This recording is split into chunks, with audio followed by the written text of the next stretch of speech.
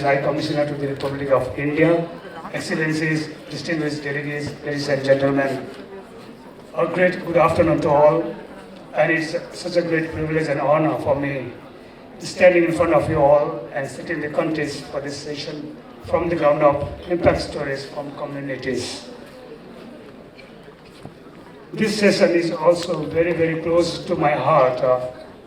As I recall back when I started my career, that was I think about 2 decades back, working with the communities, in particular providing solar home lighting systems in the very remote areas in the rugged terrains of Bhutan, and the joy that I could see on the faces of the communities, the joy that I could see in the faces of the women, children, and in particular the elderly people is immense and immeasurable. And the glow that we can see from the heart, that is still I could imagine. And in this session, particularly our distinguished speakers will share us more inspiring stories than just I touch base, creating positive impacts on the lives and livelihoods of communities, and also showcasing the sustainability, enhanced resilience, and also fostering ownership and creating long-term impacts. As we will be hearing this impact story shortly from our distinguished speakers, allow me a moment to reflect on the glimpses of ISO solar initiatives that have impacted communities in ISO member countries. Of all our programs, through cross-cuts community interventions, our demonstration projects, especially 27 small-scale projects, with a special focus on LDCs and Cs, are a testament to this, showcasing impacts from deployment of solar irrigation pumps, enhancing farmers' productivity, to solar cold storage that has increased the shelf life of perishable agricultural produce of the communities, to solarizing healthcare facilities that has increased or improved the reliability of power services, delivering essential medical care and saving the lives of millions, to the solarization of remote schools, improving quality of education. All of this, I believe, not only all of this, I believe, is positive impacts on the lives and livelihoods of communities. Excellencies, ladies and gentlemen, as we weave these diverse community perspectives and impactful stories, let's collectively envision scaling this project so that their success becomes a universal anthem, resonating beyond this hall, resonating across the communities, and inspiring actions for global uptake. Now, let's get into our fruitful and enriching sessions with our distinguished speakers and esteemed moderator. Thank you, and wish you all the best. Thank you very much. Thank you very much, Mr. Bahadur. Well, ladies and gentlemen, before I invite the panelists here on stage, let me take this opportunity to request Her Excellency, Ms. Lindy Cameron, British High Commissioner to the Republic of India. Ma'am, if you may, join us here with a round of applause for everyone for her keynote address.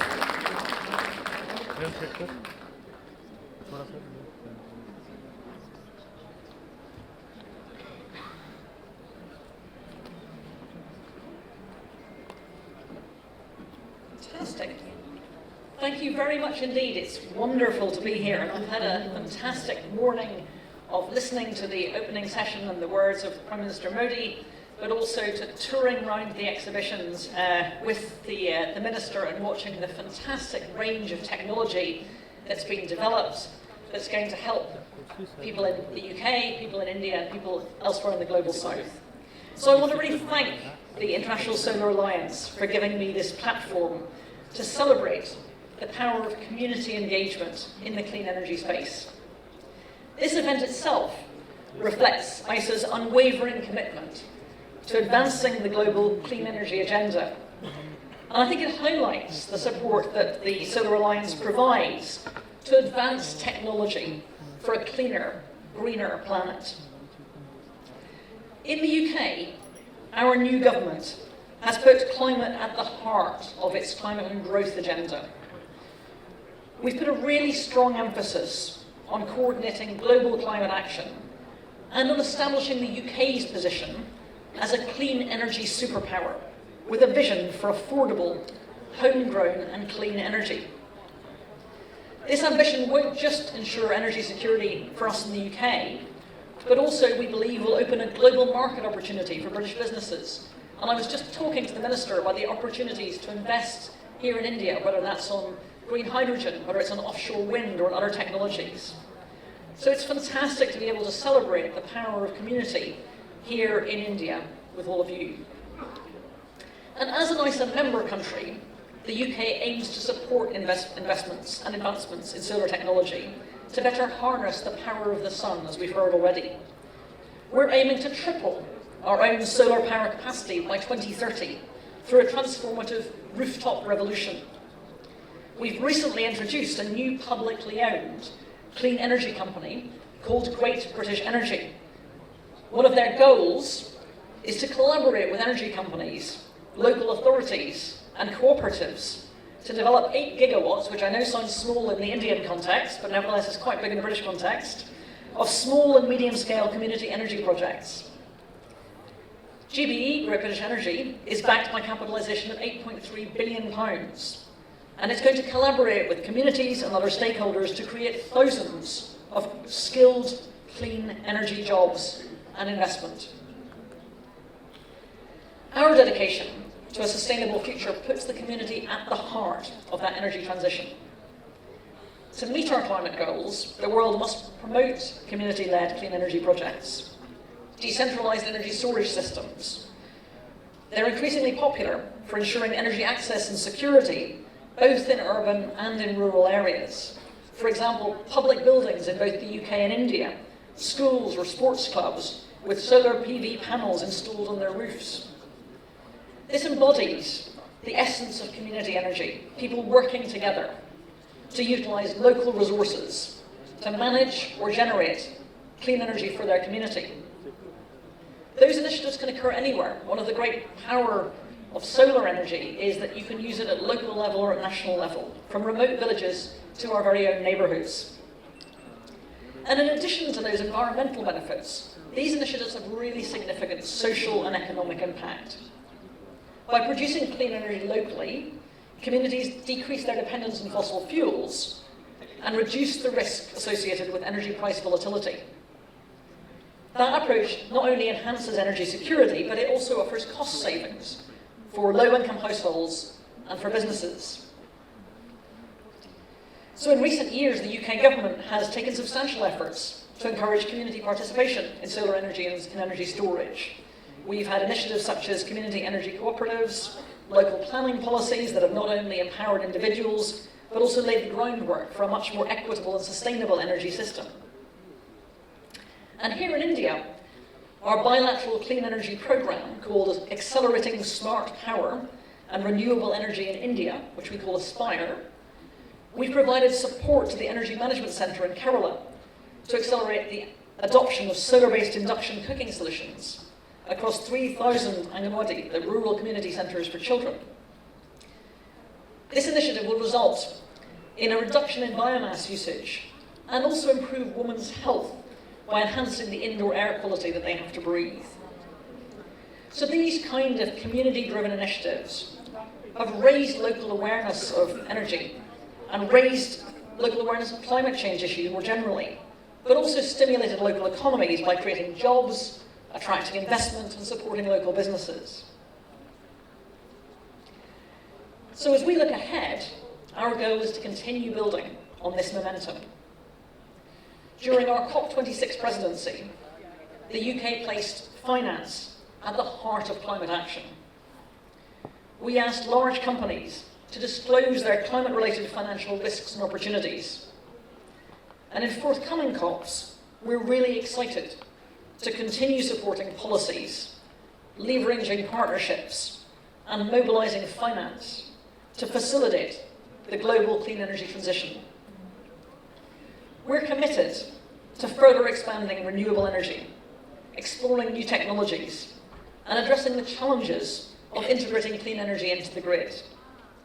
Together, the UK, India, ISA, the world, we think we can create a sustainable, resilient, and equitable energy future for generations to come, both nationally, internationally, but most importantly also at community level. Thank you very much indeed.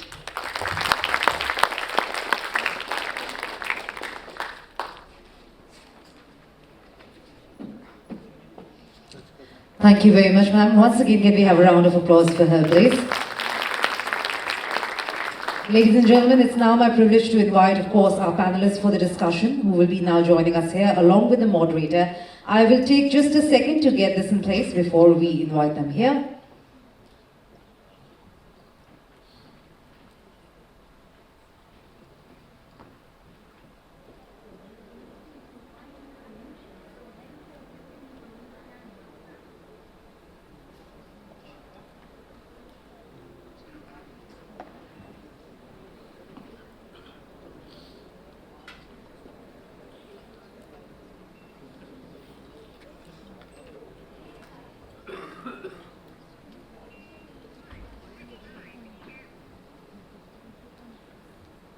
Thank you, sorry, and thank you for waiting, Raj.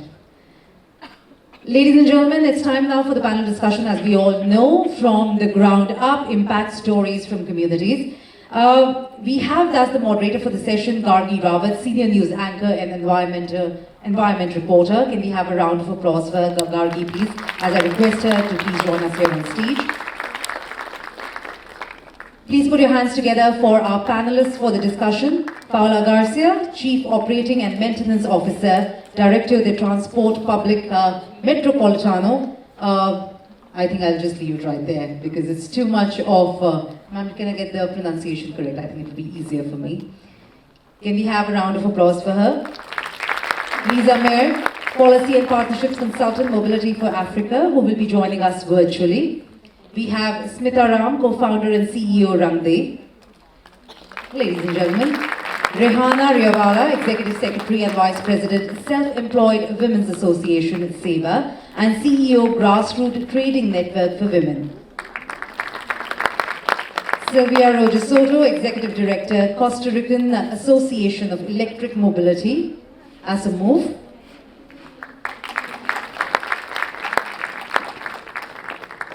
Thank you. With our moderator right here with us, our panelists over here, I think the way this discussion is going to go forward, as I have been informed, we will have our moderator Gargi Rawat speaking first, followed by everyone else on the podium or whichever way you want to drive it. I think I'll just leave it to you, ma'am. Thank you so much for that, and welcome everybody. I'm excited to be here and happy to be here at the first International Solar Festival. And I'm also excited that we have an all-women panel here to talk about community and solar power and their experiences. I'm looking forward to hearing all the stories because I think it is when we can benefit our communities, partner with communities, that things like renewable energies and all this big talk of solar, wind, etc., it really makes an impact when people on the ground can feel it. And I think no better panel here to actually share all their experiences, vast as they are, regarding renewables and how communities have benefited. Because end of the day, it is these initiatives that are crucial for our shared future, a sustainable future as well, to benefit women, to catalyze, to be a catalyst for employment opportunities. And that's why it's so important to have these grassroots efforts across the world in all our countries. In fact, I'm from NDTV, and our channel has been one of the channels that's really promoted conversations around environment, conversations around sustainability, climate change. Back in 2009, we ran a campaign called the Greenathon, where we raised funds to actually provide solar power to villages in Rajasthan, in Madhya Pradesh, in Uttar Pradesh. It was called Lighting a Billion Lives.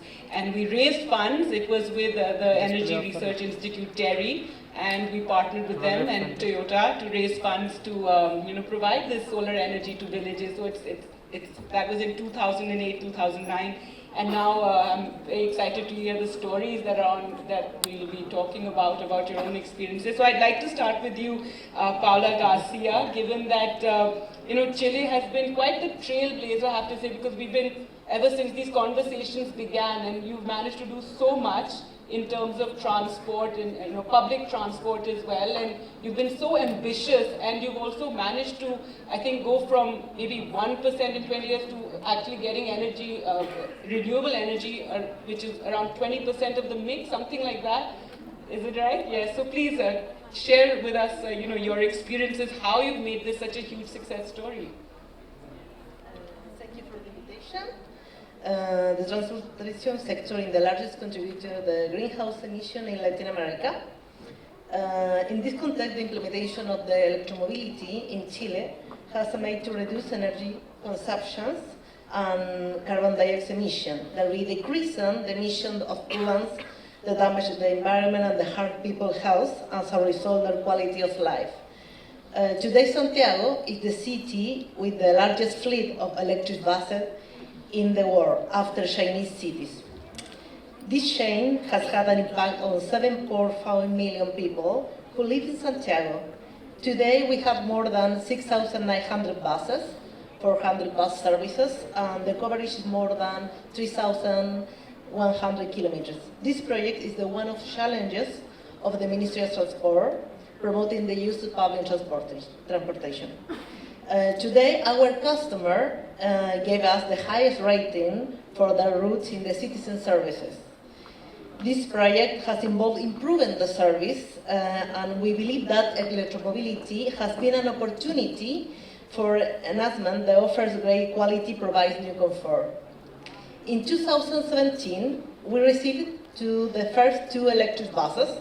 Today, 35% of our system has electric buses, 2,480 buses, and 70% of our fleet have low emissions. This number will increase in 2025 with 1,200 new buses, electric buses. Also, in 2023, we received the first 10 electric double-decker buses. We are advancing with determination toward electromobility. Between 2018 and 2022, our system generated 46% less particulate matter and 16% less carbon dioxide, thanks to the gradual replacement of diesel vehicles with electric buses. An electric bus also produces 60% less noise than a diesel bus. That means 44% less noise in Santiago Alameda, of the most visited avenue in our city. One of our initiatives that makes us much proud is women drivers. In 2 years of government, we increased the number of women drivers in 96%, representing 10% of the total drivers in the system. A historic figure that narrowed the gap in traditional male-dominated fields, provided them with the opportunity to access quality paid work. This has positioned Santiago as the city with the highest female presence in urban public transportation in South America. This program is high value among users. Surveys show that 75% of the population view the female representative possibility. 49% believe they provide better service, and 33% say the improved safety of the journey. Electromobility in public transport not only helps reduce greenhouse gases, also provides service with future like air conditioning, Wi-Fi, better accessibility. It also creates opportunity for more women to become drivers, offering competitive salary compared to the other position.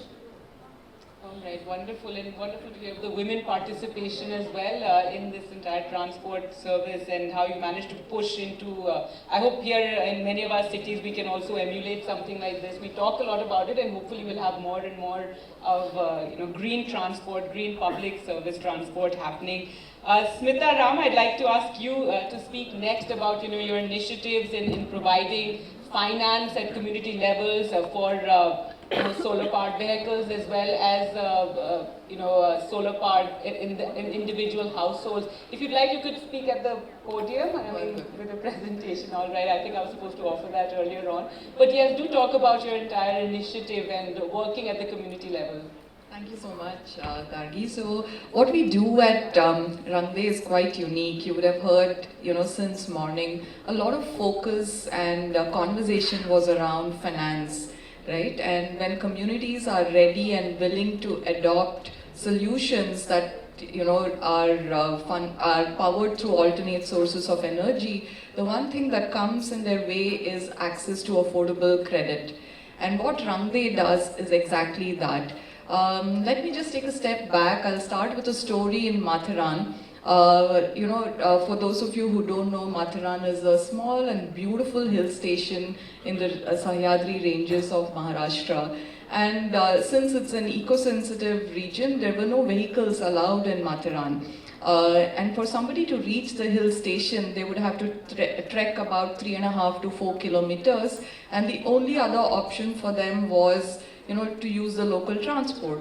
And what was the local transport? So we had people who would run or pull these hand-pulled rickshaws, and people would sit in those rickshaws and people would take them up the hill until they reached the hill station. Fortunately, what happened is about 6 to 7 months back, the Supreme Court of India responded to a petition made by communities in Matharan that EV electric rickshaws would now be allowed in Matharan. And thanks to that, it was like a huge victory, because it was not just about providing an alternate source of livelihood, it was actually putting an end to the drudgery, putting an end to an inhuman practice of hand-pulled rickshaws, which people don't have to continue anymore. And once they had the solution of electric rickshaws, what's next? Somebody had to finance them. Right? And alternate sources of credit that existed was too expensive and people could not really afford it. And that's where Rangde actually came into the picture. We were able to raise about 53 lakhs from 462 social investors. So what we do at Rangde is we enable individuals like you and me to become social investors and fund projects, fund individuals where institutional funding is not really willing to, invest, just like what they said in the previous session, because of perceived risk. Right? So what we do on Rangde is enable all of you to fund such projects, and Matharan Rickshaw Fund was one of those examples where we raised about 53 lakhs from 462 individuals to fund 18 rickshaws. So the permission is for 20 rickshaws, out of which we funded 18. So similarly, we have funded many microgrid projects in Nagaland and Mon district. We have funded solar pumps in Bihar, done many of these, and all of this has actually been powered by individuals. And so the first thing is, of course, the mental gap and the mindset shift for people to adopt solutions. The second thing is financing. The third thing is how do you make this very participative, right? Where you're bridging the urban and rural divide. Because it's not just rural communities that need to adopt cleaner solutions, it's all of us. And by enabling individuals to participate, we're also increasing awareness and bridging the empathy gap between urban and rural Indians. So yeah, that's what we do, and it's been a very exciting journey, and we hope that we are going to be a launch pad to many such initiatives where institutional financing and traditional funding hesitate to actually make an impact. All right, thank you so much for that. And yes, Rangde, you have solar loans, so people can do sponsor solar loans. So that I found very fascinating, and that's another way to, as you said, rural-urban divide and people to actually participate in this. Next, Rehana Ben, I'd like you to talk about SEVA and the initiative. Rehana is the Executive Secretary and Vice President of SEVA, that's Self-Employed Women's Association, and CEO of Grassroots Trading Network for Women. SEVA is one of our biggest women organizations, around 2.9 million people, women involved from across the country, different languages, different opportunities are being provided for all these women, and the solar energy as well. And so tell us about the project. Thank you so much. So I'll start with when in 2022 when Seva completed its 50 years of organizing. The message from our founder Srimati Ilaben Bhatt was that we have already, do we need to celebrate it by what we have done yet, or what should be the future of Seva? And so what should be the next 50 years? And what did we learn and gain from the past 50 years is that hum sab ek hai, and our values and collective strength. So the next 50 years, what we resolved was that let us work towards, based on our values and assets, let us clean our skies. So we launched a campaign called Swachh Akash campaign, building the cleaner skies for all. And this was because the climate change is one of the major challenges our members face. They come from the informal economy, and so the question was, how do we turn this challenge into an opportunity, especially for the young members of Seva, and work towards the future of workers. So climate change is not only affecting their health, but then income, access to market, and all related activities. Like the vendors cannot sit on the street and vend, the home-based workers cannot work due to their heated homes, the farm laborers are also affected, and the salt pan workers are also affected. So how can we bring certainty by having work and income security, access to food and nutrition for all? And this was the major thing which we need to work on as a response to the global climate crisis. We launched Swachh Akash campaign, which stands out as a source of optimism, actively involving 2.9 million members, led by Seva Sisters. Transcends being merely on environmental initiatives, representing a holistic response to the climate change. The campaign is driven by pressing need to guarantee fair access to clean air, clean land, water, and energy. And Seva recognizes the 1.5 degrees Celsius threshold and combines adaptation and mitigation efforts, emphasizing the imperative for immediate action, thereby building resilience of the poor women workers from the informal economy. And thus, our Swachh Akash campaign and these members from the poor women workers informal economy works towards energy planning and budgeting, switching over to energy efficient appliances, adopting renewable energy, like solar pumps, solar lights, biodigesters, natural and regenerative farming, and alongside that, community solar parks, community solar storages, e-mobility, and much more. And talking about, say, clean mobility solution is a transformative. Experiences says that it is a transformative for livelihood opportunities, reduced drudgery, and hence safety, increased asset ownership in the name of the woman, leading to inclusive and equitable transition. And so, recognizing these unique mobility challenges faced by our rural communities, we linked with NRDC and SIDBI, wherein we provided linkages for the poor women workers from the informal economy with electric mobility, with an objective to catalyze an inclusive and equitable growth. And cleaner mobility, and thereby it also weaves together the traits of women empowerment, ownership, improved livelihoods, just and equitable transition, and leading to cleaner and purer skies for all.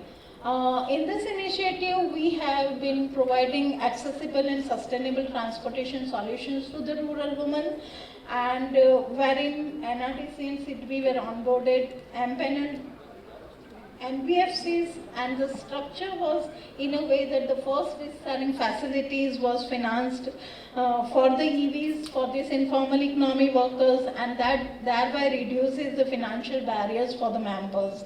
And for the partnership with the OEMs like Ether and TVS were also there, and that was the platform provided to rural members and the informal economy workers with the questions they have, what should the awareness and education on the e-mobility, on the e-vehicles, and also the financial inclusion coming in through the first risk sharing guarantees. And thus, like, we also have one of our member, Rinku Ben, who can, like, if time allows, who can share her experiences. But then again, like with the it's very important that we have several of such women who are owning the green energy assets, technology solutions, thereby enhancing their lives and livelihoods. And they are hugely contributing individually. It may be small, but then collectively it's a very huge contribution towards the sustainable and environmental integrity and leading to cleaner and purer skies. So, like this all calls for newer kind of financial instruments like blended pool of finance, first loss guarantees and so on. And at the same time, how do we create awareness education, accessibility and affordability for the poor community members. Alongside that, it is also important to provide green skilling at the local level and at the community level to make, and that thereby linking those green skilling with placement and entrepreneurship, thereby making the ecosystem at the local level. So I'll stop over here. Thank you so much. Thank you for that. And I love that photograph of all the women on the scooters, and you know, mobility for a rural woman is so important, and then to have access to clean energy as well, and if it can be economical, yes, scaling it up is something that's very, very important, and that's where I think a lot of effort needs to be made. I'd like to ask Sylvia Soto next, Executive Director, Costa Rican Association of Electric Mobility. And I believe in Costa Rica you've forgiven property tax if you buy an electric vehicle. I was reading that this was subsidizing. I guess one needs to think of these sort of innovative means to encourage more and more people to take up green mobility and green and cars that are less polluting. But yes, go ahead. Well, thank you. Good afternoon, and well, thank you to the International Solar Alliances for the invitation. I'm from Costa Rica, that is on the other side of the world, so thank you for having me here. And congrats for this great event, and thank you for having this women panel. So yes, we are the Costa Rican EV Association. We are drivers, and I'm also representing Alamos. We are the Latin American Sustainable Mobility Association. We are 14 countries working together, moving forward electric mobility in Latin America. And well, actually, we are incipient markets, we are emergency economies, but we are having an accelerating growth about entry electric vehicles in all the region. I want to give you some numbers. For example, last year in Mexico had an annual growth of 22% of entry electric vehicles. In Colombia, electric vehicles are growing at a rate of 45% year on year. And in Costa Rica, my country, we had 20% of new vehicles registered last month were 100% electric vehicles. And we are moving forward with platforms, for example, Uber, Didi. They are making changes and changing all their fleet to 100% electric vehicles. We are moving forward also on heavy duty. In Latin America, we already have trucks, 50-ton electric trucks, with some companies already working with these heavy duty trucks all around Latin America. And we have a lot of examples. But why? Why to talk about electric mobility in this event? What is going on between electric mobility and solar and renewable electricity? Well, because we want to power our cars with green electricity. And actually, Latin America is a green electricity producer region. And by now, we are producing around 50% of all the electricity is with renewable resources. We have a lot of hydro, solar, but also we have biomass, geothermal, wind.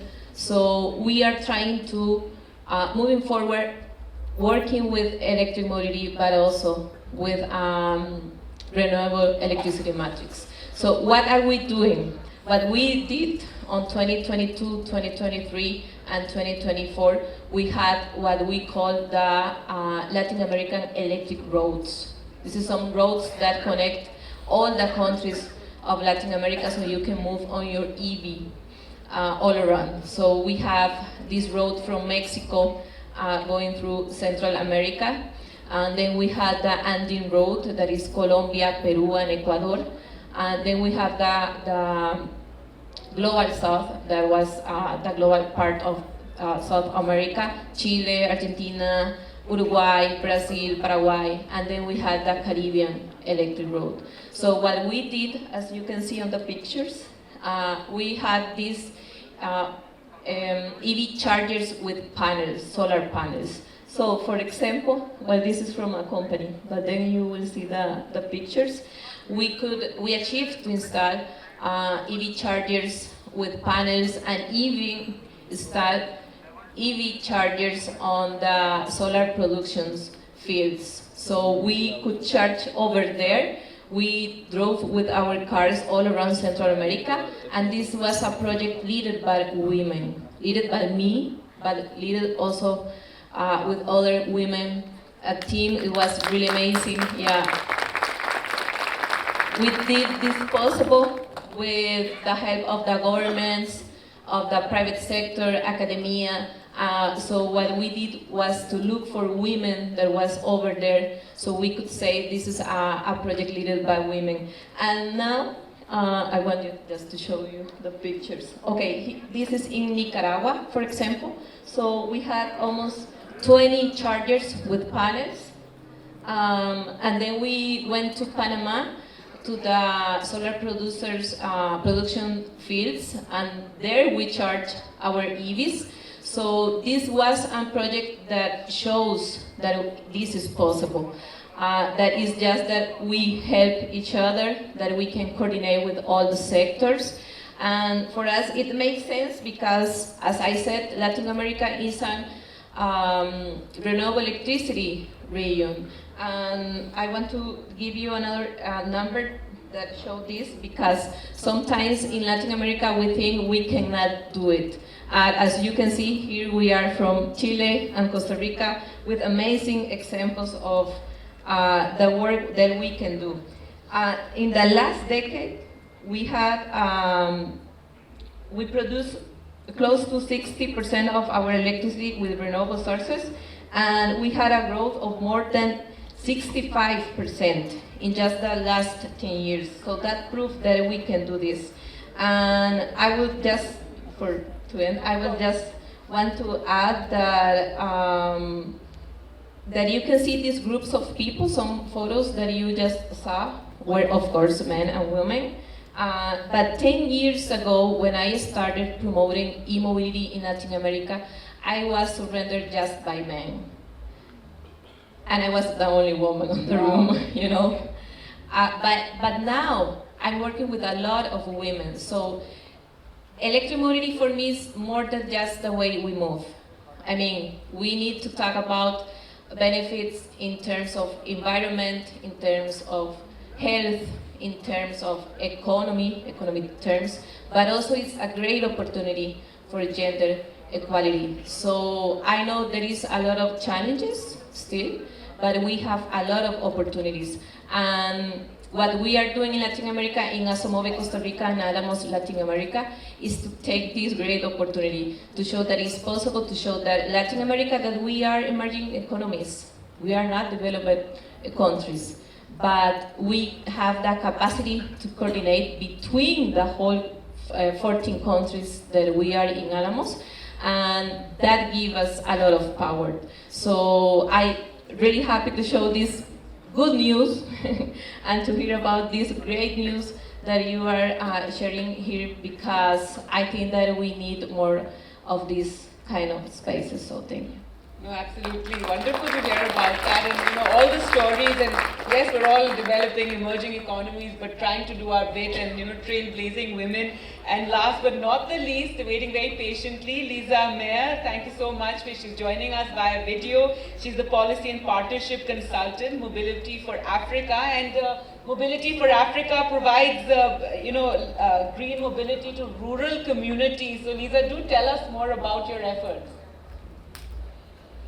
So thank you so much for the warm introduction. I am honored to represent Mobility for Africa and share our journey in transforming rural communities through sustainable electric mobility solutions. It's a portion that I couldn't be there in person, but I'm grateful nonetheless.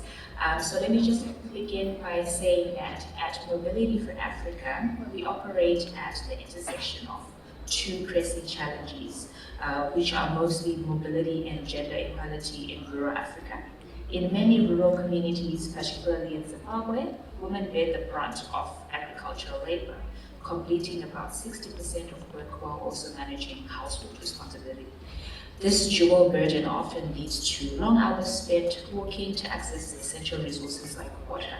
According to the UN Women, the women in sub-Saharan Africa collectively spend an outstanding 40 billion hours each year fetching water. This not only affects their productivity, but also limits their opportunities for economic advancement as well as personal well-being. Moreover, rural farmers are often trapped in cycles of unproductive farming practices due to inadequate access to markets. Fewer than 40% of rural Africans live within 2 kilometers of an all-season road, making it nearly impossible to transport produce to market and realize any profit. So this lack of mobility stifles economic growth as well as perpetuates poverty. Recognizing these challenges, Mobility for Africa has developed a pioneering model that creates a rural electric vehicle ecosystem designed specifically for these communities. So our approach involves deploying custom-made electric tricycles, which we call the Humpers, that are equipped with long-lasting lithium-ion batteries that are charged by off-grid solar installations. So this innovative solution not only addresses the mobility constraints, but then also promotes sustainable energy uses. The impact of our model extends far beyond access to reliable, efficient electric mobility. We empower women to reclaim their time and engage more fully in both agricultural and economic activities. So this shift not only enhances their livelihoods, but it also fosters greater gender equality within the agricultural sector, especially here in Zimbabwe, as we've witnessed since 2019. Furthermore, our initiative serves as a catalyst for economic growth by unlocking demand for rural energy access. By integrating income-generating productive uses of energy, we enable rural drivers to act as conduits for farmers, facilitating access to markets through a decentralized hailing and delivery system. So essentially, we've created an Uber for rural produce. This not only provides a vital service to farmers, but also incentivizes people to remain in rural areas rather than migrating to urban centers in search of work. Sustainability is at the heart of what we do. Our commitment to building local capacity means we invest in training local technicians and drivers, and ensuring that skills and knowledge remain within the community. By partnering with local organizations, we also create some sort of like a support network that empowers communities to take ownership of their energy solutions, leading to long-term sustainability and resilience. So the outcomes of our work are quite tangible and very transformative. We have seen increased incomes for farmers, improved health outcomes through reduced pollution, as well as enhanced mobility that opens up new opportunities for education and healthcare access. By addressing this dual challenge of mobility and gender equality, we're just not providing transport, but we're creating pathways to economic growth and social empowerment. So maybe just as a note, I'm not so sure if I mentioned it earlier, but yes, we've been working in Zimbabwe and operational since 2019. At the moment, we have a fleet of 300 electric tricycles that are operational within rural Zimbabwe. 60% of our staff are actually women, and 83% of our customers are women drivers. Yeah, I will conclude with that. All right, well, thank you for that. It's wonderful to hear the effort being made. I think all these stories about community, about women involvement, women pioneering the, this push, this effort towards green mobility has been pretty incredible. And if you think about solar energy itself, I mean, the journey has been pretty incredible from the time of the Paris Agreement and, the estimates and ambitions that countries had and what everyone committed to, and the leaps and bounds with which solar energy has developed since then. I don't think anybody anticipated how fast it would develop, and it's great to see all these efforts at the grassroots level involving the communities. I'd also like to here talk about some of the concerns around solar energy has been the lithium batteries and the mining involved. And Paula is from Chile, and that's one of the places where there is the mining that goes on. Hopefully, technology and research will ensure that our solar energy sources also a lot greener, and the way that we dispose of the batteries, etc. Because storing of the energy is what's very important, isn't it? Today we storage power by our electric system, no with solar yet, maybe in the future. We are working too in economic circular for the battery. Today our oldest buses has 7 years old. We don't know how this change in the future. We are working for that, but probably this battery will keep energy for some disruption with the change climate. This is necessary because our fleet is moving to 100% electric buses, and we need to storage energy. Probably our battery will do that for the future. All right. Well, Smita, you spoke about how Rangde was providing these loans, etc., to people in the communities. Did it take a lot of effort to convince people? Because even at NDTV, when we initially did it, we had to go and approach the villages and ask them, and we had to explain the whole process. But from the start to now, it must have been a world of difference, isn't it? Yeah, Gadi, I think the main thing when you're working with communities is how much you invest in them, right? And in our experience, be it Nagaland, Mon district or Mathiran, the experience is the same. When you invest trust in them and you know and you show that you are in it with them, I think adoption of anything, be it the loans or a new product, is a lot easier. So there's always an initial skepticism, but that skepticism can always be diffused by working with them and showing that you have the long-term interests of the community in it. And also in any community we work with, I'm sure all of us do that, we start with a core group and see if we can actually create role models within that community. So in Mathiran, we did enterprise development loans for the longest time.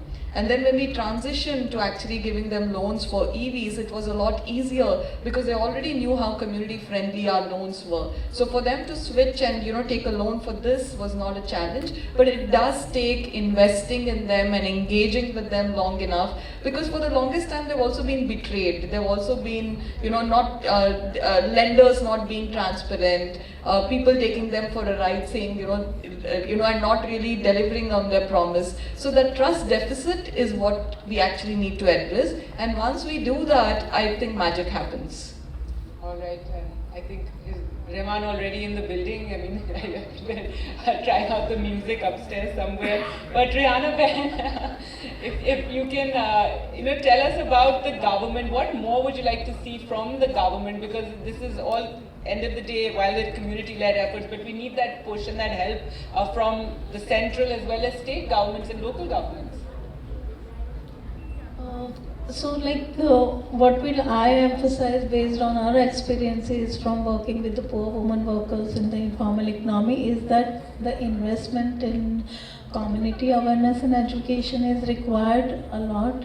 And then further we also need to, because it was, say, when the world was going through the economic crisis, it was certain small studies which were done at Seva, and we found that almost 25 to 30% of the poor woman's income is gone into the access to the energy. And so what we are working is, what are the community-based solutions, need-based solutions that we can bring them with the community, which would save their cost and at the same time would work towards improved lives and livelihoods.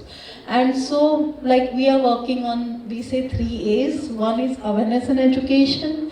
Then how do we bring in accessibility to the need-based technology and solutions and equipment? And third is affordability. So we also need to work on what are the kind of financial instruments that should be coming into the community, whether it be the blended pool of finance, even the investors would feel good at it in a way that first loss guarantees are provided through that. It comes in with the, mixture of grant, equity and debt capital as well. And then how do we pilot it out and then scale that up? Scaling is also equally important. And then while we are working in the communities, it's also that how do we skill those community members, because once they are adopting it, so it's also very important that alongside adaptation, it's that how to bring in the ecosystem by green scaling, like equip them with the operation and maintenance. Like if we have the e-vehicles, how could the livelihood along the e-vehicles or say energy resources come to the community itself, so that they don't have to wait for the vendor to come and do the operation or repairs and maintenance.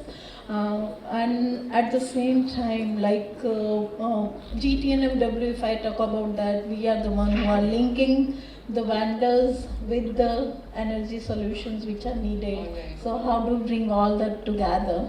Okay, I also like to, if anybody in the audience has any questions, you can raise your hands. But Sylvia Soto, you spoke about this effort across countries that came together, and that's really incredible to see. And I think awareness and being from the media, and we've done in the past years done so much regarding awareness. That's also something that's very important for people to really embrace all these ideas and these efforts.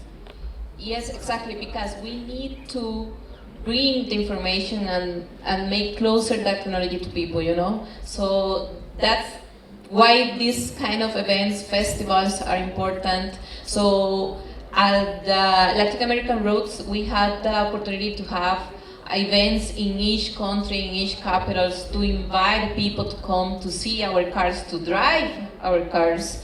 And we had also authorities, because it was an excellent opportunity to improve public policy, to improve regulations. What do our countries need so we can go faster on this transition, So we have these Latin American electric roads, just not for having new infrastructure. It was because we wanted people to know that this is happening. I mean, that we already have good offer of EVs, that this is happening, that companies are investing in solar energy. This is happening in our countries. So as you said, for example, media was really interested about that. They were covering all the electric roads in each country that we arrived. People already knew about we are coming, so that was really great.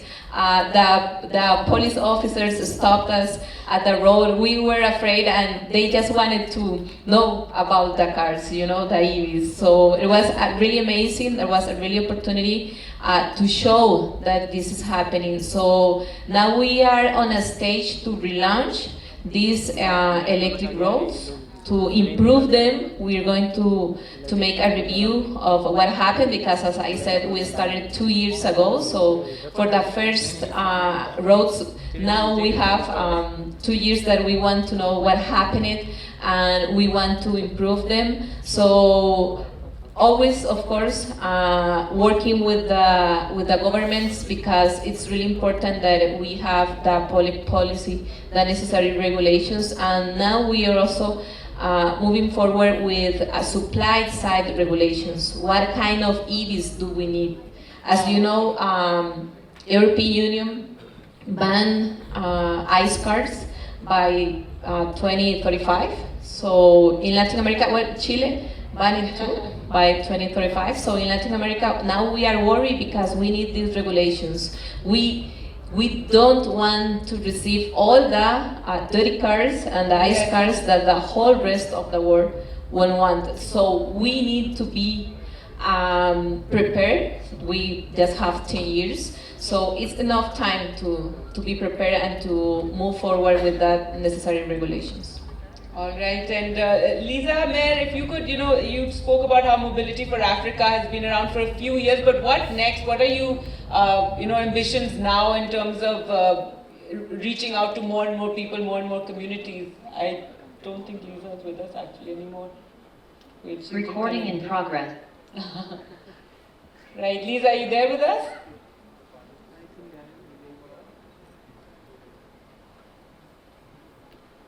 Yes, Lisa, so if you could tell us what next for Mobility for Africa. I mean, you showed us how you've expanded so far, and what are you looking at doing next for the organization? Yeah, so looking ahead, we have ambitious plans to expand our electric mobility solutions to additional rural areas across Africa. One key aspect of our future initiatives is integrating solar energy systems for charging, as well as enhancing the sustainability of our operations. Additionally, we aim to collaborate with more agricultural cooperatives and local businesses to broaden our impact and reach more communities in need. A significant focus will be on the productive use of energy in mechanization as well, utilizing and leveraging the research and development we've put in our lithium-ion batteries, since it is also ideal for storage. So we plan to leverage this power of our batteries not only for transportation, but also for off-grid farming equipment. By providing farmers with access to electric-powered tools and machinery, we can help improve agricultural productivity as well as efficiency. For instance, we envision using our battery systems to power irrigation pumps, tillers, and other essential equipment, enabling farmers to maximize their yields without relying necessarily on fossil fuels tools. So this approach will not only support sustainable farming, but will also enhance aspects to do with food security as well as economic reliance within these rural communities. Overall, our goal, I would say, is to create a comprehensive ecosystem that supports sustainable transportation, agricultural development, environmental sustainability, and ensuring that communities are equipped to thrive in a changing world.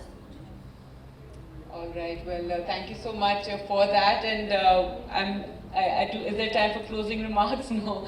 Well, all right, well, a big round of applause to these amazing, incredible women, and again, it was just incredible to hear these stories, and as you said, we're all emerging developing economies, Chile, Costa Rica, Zimbabwe, India, etc. And the one thing that, well, two things that keep me up about when we talk about climate change and renewable energies is how to make it greener in terms of the mining, cobalt, lithium. That is a big concern, the way we dispose the batteries. So hopefully technology will grow leaps and bounds as it has already when it comes to solar energy. The other thing, of course, is the upcoming US elections, because I think that's going to, because we've seen the last time we had the Republican president, and how he withdrew from various climate change efforts worldwide, and it's important, end of the day, for developed countries to put in that money, put in that research, and provide technology to the rest of the world. So thank you all. Again, a big round of applause for these amazing women. And thank you very much, Gargi, for driving the discussion with all these ladies right here on stage and one present virtually. Let's give it up for a panel which is dominated by women. And of course, they're doing great in terms of the arena. I will request you all, if you can please stand up for a group photograph. And I will also request Mr. Nar Bahadur, if you can kindly present a memento to everyone here on stage, please.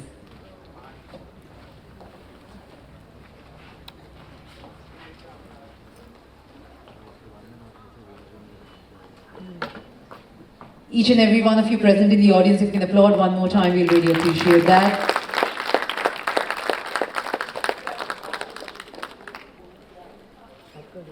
I wish we could get her. Is she still there? On the virtual platform?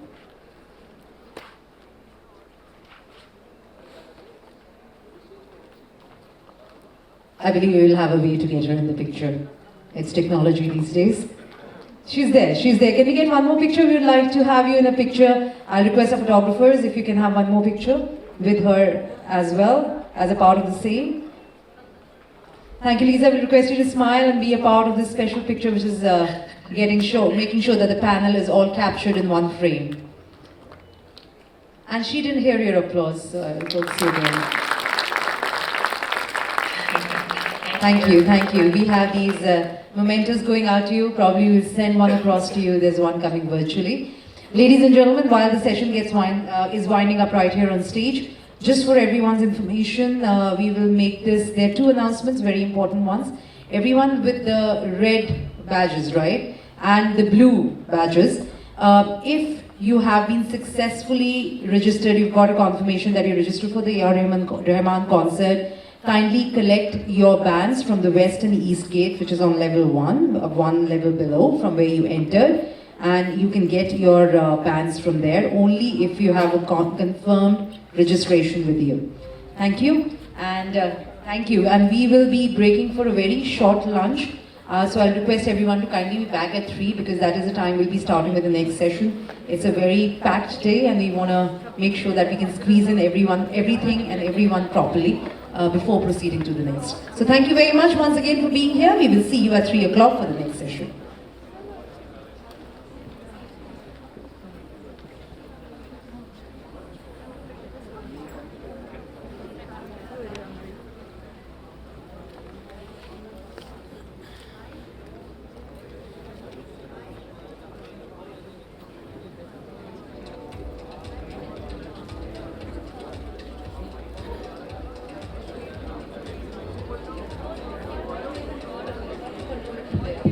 I'll control this mic, you please don't control it from there, okay?